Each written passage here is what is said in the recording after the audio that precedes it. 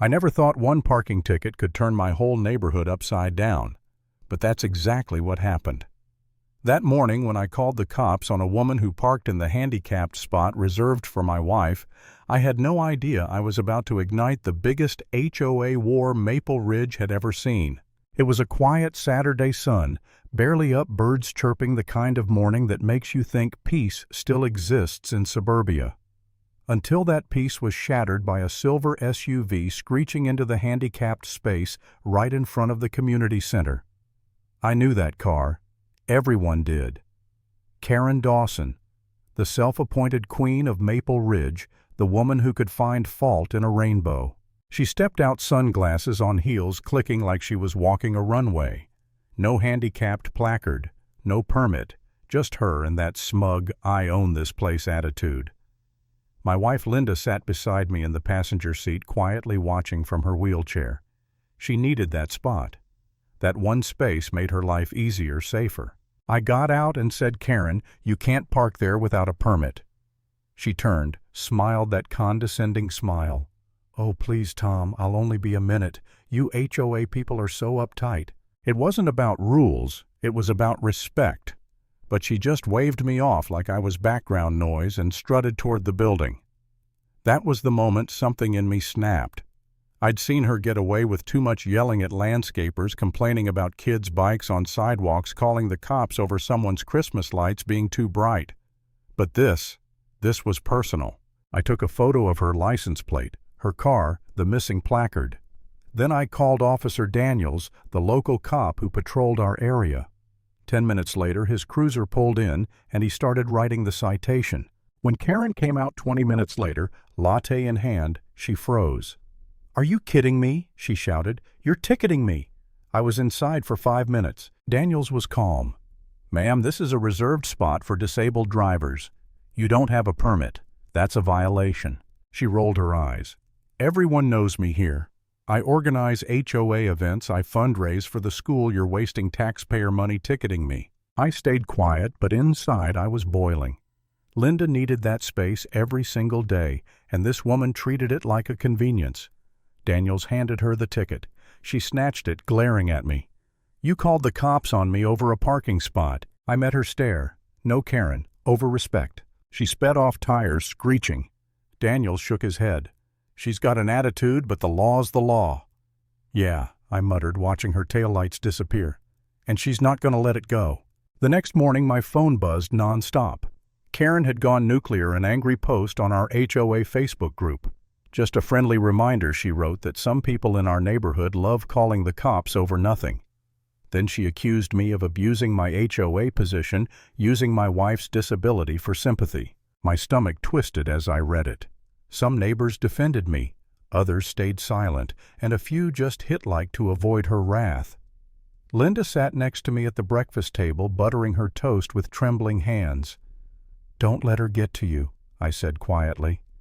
"I'm not angry for me," she whispered. "I'm angry for people who actually need that space. She's making a joke out of it." That's when I knew I couldn't stay quiet. I called an emergency HOA meeting. If she wanted a fight, she'd get one in the open. By that evening, half the neighborhood packed the community center. Karen arrived late, of course, heels clacking, folder in hand, fake smile plastered on. "Before we start," she announced loudly, "I want it on record that I was unfairly targeted. This is harassment, plain and simple." I leaned forward. "You parked illegally, Karen." The officer confirmed it. She smirked. "That officer's your friend, isn't he convenient?" The room murmured. Then the door opened and in walked Officer Daniels. "Actually," he said, "I came here to clear things up. I wasn't called by Tom. A bystander phoned it in. Tom just happened to be there." Karen froze. Daniels continued. "And for the record, the law doesn't bend for social status or gossip." Karen's voice wavered. "Well, maybe I overreacted a little online." Linda, sitting beside me, spoke softly but firmly. "Karen, all anyone asked for was respect." The room went silent. For once, Karen didn't have a comeback. But later that night, after everyone left, I sat in my living room staring at the ceiling. The neighborhood was buzzing with gossip, screenshots, whispers. I could feel the judgment from both sides. Was I wrong for escalating it, for calling the cops instead of letting it slide? Maybe I should have just ignored her. Linda wheeled over and placed her hand on mine. Tom, don't start doubting yourself now. But I did. For the first time, I wondered if I was just feeding the chaos. Maybe I'd become exactly what Karen accused me of, a control freak hiding behind rules. Then I remembered her smirk when she said, "You people take these things too seriously." That's when it hit me. If people like her never face consequences, nothing changes. Respect dies one little thing at a time. The next day, Daniels called. "Tom, I've been thinking. Maybe we give her a chance to make it right." "What do you mean, community service?" "At the local disability center. Let her see what that parking spot actually means." That evening at another HOA session, Daniels proposed it publicly. The room buzzed. Karen crossed her arms. "You want me to volunteer?" I nodded. "It's not punishment. It's perspective." After a long pause, she sighed. "Fine. I'll do it. But I don't want this turning into gossip." For the first time, I saw something different in her face. Maybe embarrassment, maybe fear. Whatever it was human. 2 weeks later, I stopped by the Willow Grove Disability Center with Linda for her appointment. And there she was, Karen Dawson. Hair tied back, no makeup, sweat dripping as she unloaded wheelchairs from a van. For a second, I thought my eyes were playing tricks. She avoided eye contact at first, fumbling with boxes, clearly out of her element. But she didn't quit. Day after day, she kept showing up. I heard from one of the staff that she'd started helping with fundraisers too. One morning as I was leaving, I saw her drop a box of supplies. A little boy named Ethan, about 10 in a wheelchair, looked at her and said, "It's okay, you just try again." She laughed awkwardly, but I could tell it hit her. Those 5 words, "you just try again," broke through something she'd been hiding behind for years. Weeks passed. She started smiling, more listening instead of talking. One morning she approached me and Linda as we arrived. Her tone was quiet, almost nervous. "I was hoping I'd run into you," she said. "You were right, Tom. I didn't understand before, but I do now." Linda smiled warmly.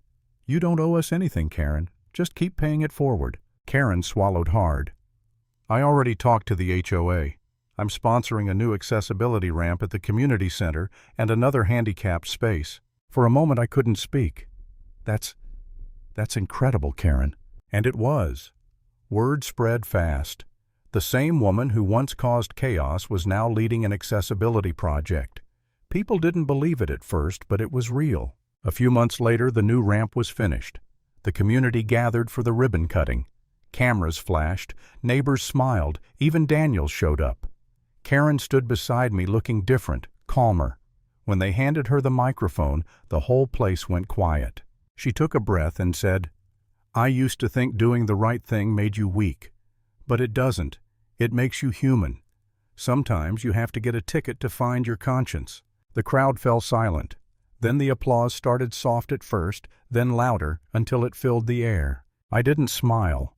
I just looked at her and thought about that morning months ago, how one act of arrogance spiraled into a lesson for an entire neighborhood. That day Maple Ridge didn't feel divided anymore. For once it felt right. And if I learned anything from all of it, it's this. Respect isn't about rules. It's about the kind of person you choose to be when no one's watching.